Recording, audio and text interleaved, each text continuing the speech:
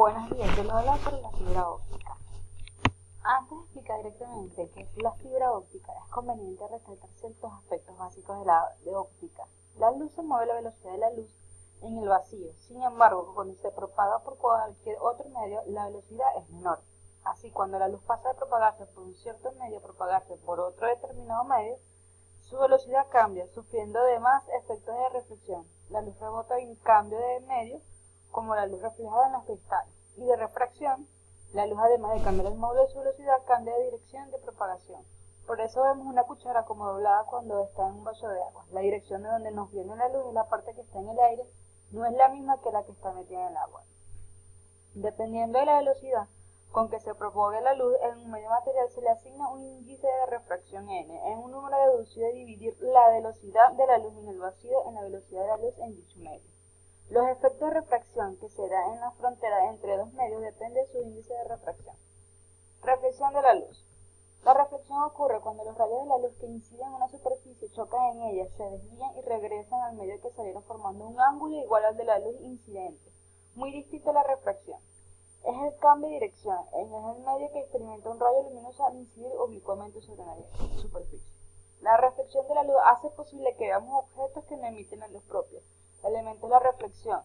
En la reflexión podemos señalar los siguientes elementos. Rayo incidente es el rayo de luz que incide en la superficie. Rayo reflejado es el rayo que sale de la superficie. Normal es la línea imaginaria perpendicular a la superficie. Y ángulo de incidencia es el ángulo que forma el rayo incidente y la normal. Ángulo de reflexión es el ángulo que forma la normal y el rayo reflejado. Las leyes de reflexión son: la primera, el rayo incidente, el rayo reflejado y la normal está en el mismo plano. La segunda ley, el ángulo de incidencia es igual al ángulo de reflexión.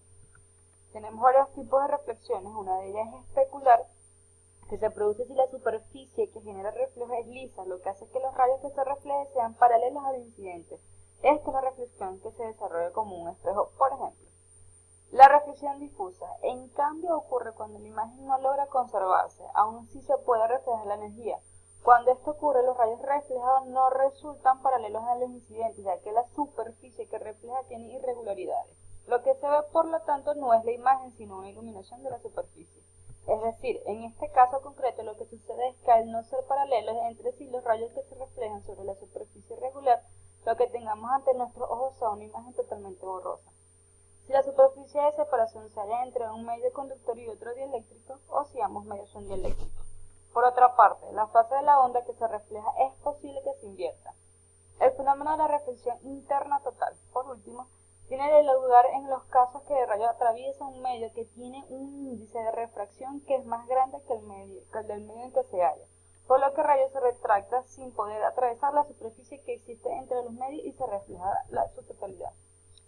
Ahora vamos a hablar de la refracción de la luz. La refracción es el medio de dirección y velocidad que experimenta una onda al pasar de un medio a otro con distinto índice refractivo.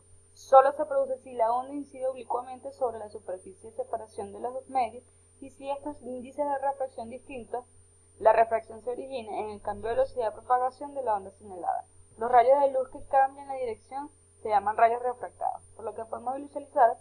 Al introducir una cuchara en un vaso con agua parece que se dobla o se corta porque los rayos de luz se desvían ya que viajan por el lento pasar del aire, donde existen menos partículas, al agua donde hay más. La ley de refracción. La primera ley es el rayo incide, la normal y el refractado se encuentran en un mismo plano. Segunda ley, si el rayo incidente puede pasar de un medio a otro de mayor densidad, el rayo refractado se acerca a la normal, pero si pasa a otro de menor densidad, el rayo refractado se aleja de la normal. Elementos de la refracción. Rayo incidente es el rayo que incide sobre la superficie de ambos medios en forma ubicua.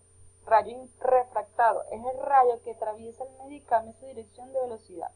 La normal es la línea imaginaria perpendicular a la superficie. Ángulo de incidencia es el ángulo que conforma el rayo incidente con la normal y el ángulo de refracción es el ángulo que forma la normal y el rayo refractado. Se produce cuando la luz pasa de un medio de propagación a otro con una densidad óptica diferente, sufriendo un cambio de rapidez y un cambio de dirección si no inciden perpendicularmente en la superficie. Esta desviación en la dirección de propagación se explica por medio de la ley Smith. Esta ley, así como la refracción en medios no homogéneos, son consecuencias del principio de Fermat, que indica que la luz se propaga entre dos puntos siguiendo la trayectoria de recorrido óptico de menor tiempo. Por otro lado, la velocidad de la penetración de la luz es un medio distinto del vacío esta relación con la longitud de la onda, y cuando un haz de luz blanca pasa de un medio a otro. Cada color sufre una ligera desviación. Este fenómeno es conocido como la dispersión de la luz. Por ejemplo, al llegar a un medio más denso, las ondas más cortas pierden velocidad sobre las largas. Por ejemplo, cuando la luz blanca atraviesa un prisma. Las longitudes de ondas cortas son hasta 4 veces más dispersadas que las largas, lo cual explica que el cielo se vea azulado, ya que esa gama de colores de índice de refracción es mayor y se dispersa más. Y en la refracción se cumplen las leyes deducidas por Huygens, que rige todo el movimiento ondulatorio. El rayo incidente, el reflejado y el refractado se encuentran en el mismo plano. Los ángulos de incidencia y reflexión son iguales, entendiendo por tales los que forman respectivamente el rayo incidente y el reflejado con la perpendicular llamada normal a la superficie de separación trazada en el punto de incidencia. La velocidad de la luz depende del medio por que viaje, por lo que es más lenta cuando más denso sea el material y viceversa. Por ejemplo, cuando la luz pasa de un medio menos denso, aire, a otro más denso, el cristal, el rayo de luz es refractado acercándose a la normal y por lo tanto el ángulo de refracción será más pequeño que el ángulo de incidencia. Del mismo modo, si el rayo de luz pasa de un medio más denso a uno más denso, será refractado alejándose de la normal y por lo tanto el ángulo de incidencia será menor que el de refracción. Así podemos decir que la refracción es el cambio de dirección de la propagación que experimenta la luz al pasar de un medio a otro. La ley de Smith es la fórmula utilizada para calcular el ángulo de refracción de la luz al atravesar la superficie de separación entre dos medios de propagación de la luz o cualquier onda electromagnética, con índice de refracción distinto. La relación entre el seno del ángulo de incidencia y el seno del ángulo de refracción es igual a la razón entre la velocidad de la onda en el primer medio y la velocidad de la onda en el segundo medio. O bien puede entenderse como el producto del índice de refracción del primer medio por el seno del ángulo de incidencia es igual al producto del índice de refracción del segundo medio por el seno del ángulo de refracción. Y aquí tenemos la fórmula. Por lo último podemos recalcar, ya que vimos todos estos conceptos, que la fibra es el principio en que se basa la transmisión de la luz por la fibra. Es la reflexión interna total. La luz que viaja por el centro o núcleo de la fibra incide sobre la superficie externa con un ángulo mayor que el ángulo crítico, de forma que toda la luz se refleja sin pérdida hacia el interior de la fibra. Así, la luz puede transmitirse a larga distancia reflejándose de miles de veces, para evitar pérdidas por dispersión de luz, debido a impureza de la superficie de la fibra. El núcleo de la fibra óptica está recubierto por una capa de vidrio con un índice de refracción mucho menos menor. La reflexión se produce en la superficie que separa la fibra de vidrio y el recubrimiento.